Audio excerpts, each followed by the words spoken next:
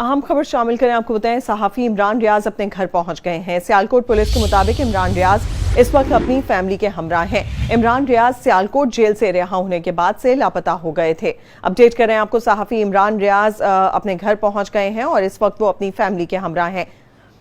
Imran Riaz Sialkot jail से रिहा होने से लापता हो गए थे। आपको बताएं, जैसे ही वो सियालकोट जेल से रिहा हुए थे उसके बाद वो लापता हो गए थे।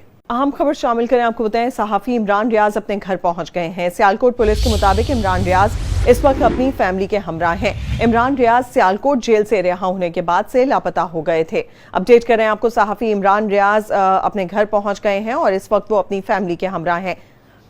इमरान रियाज सियालकोट जेल से रिहा होने से लापता हो गए थे। आपको बताएं, जैसे ही वो सियालकोट जेल से रिहा हुए थे उसके बाद वो लापता हो गए थे।